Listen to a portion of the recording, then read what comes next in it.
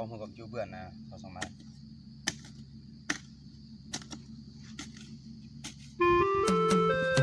อยู่จังเวียนดูดีลองชนะได้ด้วย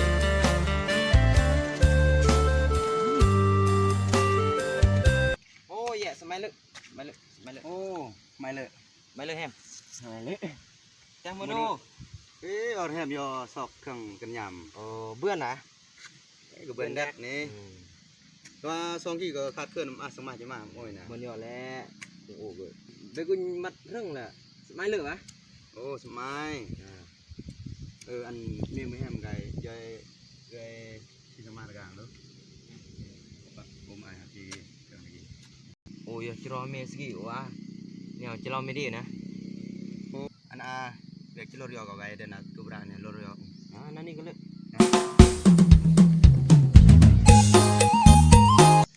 โอ้ตัวมุมโอ้ยรบไปเจ็บก็เชียวเบิ้ลเมื่อกี้ก็มาช่วงรำพัวเนี่ยก็มันเยอะแล้วเดี๋ยวอยู่เรียบทางใต้นะเดี๋ยวมาคนน้ำเกยเนี่ยอยู่ระยะตะกี้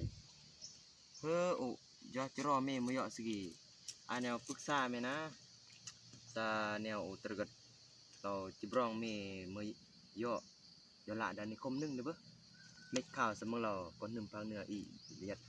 แต่งเวียกเดือบมากเลยโอ้เมื่ออะไรโอ้อันเมื่อในเวลานี้เสมอบวชเราก็ออเรียเคลื่อนละแต่ว่าสิกี้เนี่ยโอเมกยงมาย่อยเราสายย่อยจะลองลองนึงนี่จะยูราตะกี้ยูราตะกี้นี่นะก็เกยย่อนั่นนี่ก็เลือก็เกยก็เลือนี่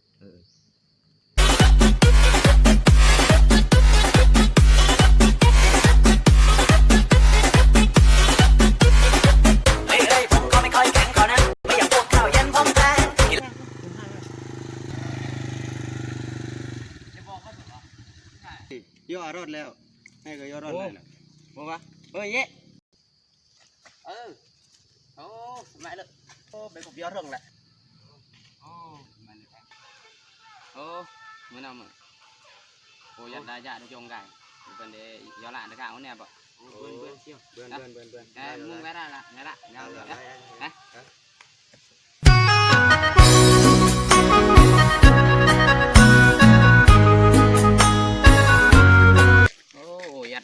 ลงมาทางเหนือหนึ่งโอ้ปริอากาศตรงนี้หน่อยปริก็มาเฮือเสียแต่ว่ายัดน้องเหมือนลองลองปลา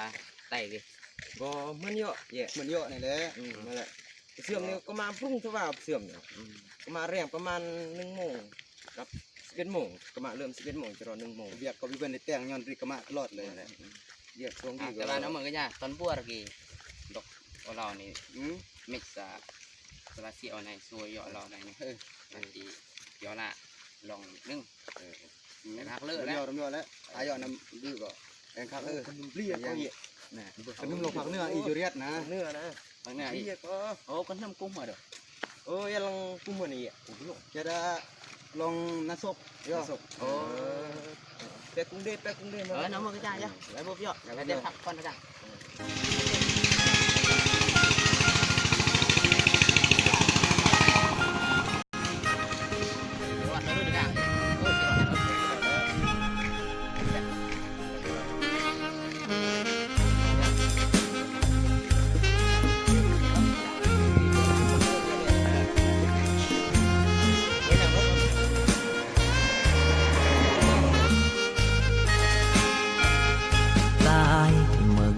เปิดกนเมื่อจิรักเบิ้นเรือจิอาจุ่มขึ้นเมื่อเรือเดืองจุ่มยง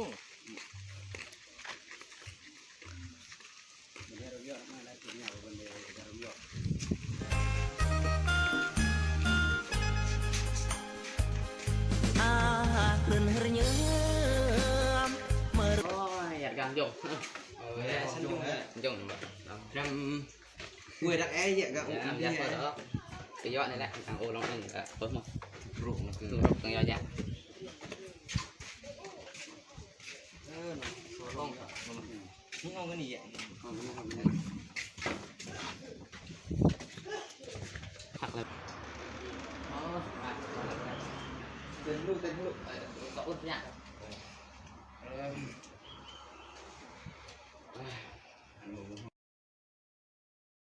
ี่ยผมเอ้าเฮ้ยยิ้มดักขนมอ่อนให้ลงกับแปรงเย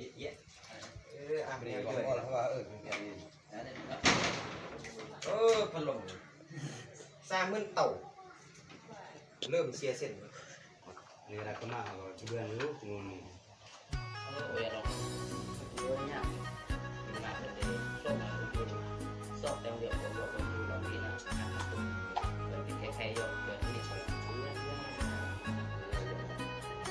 ยังเยอะอ๋อแต่ปิดเยอะ คือเรียวในแล้วก็หลังอยู่ก่อนนะจอ ยังเยอะมือก็เยอะยังมีก็เยอะแล้วหมุนเลย สอบตายแล้ว ประมาณ4 โมงต้องเรียนนะเรียนมันรู้นะแต่ตัวเองก็จะมือจะได้เป็นคน4 โ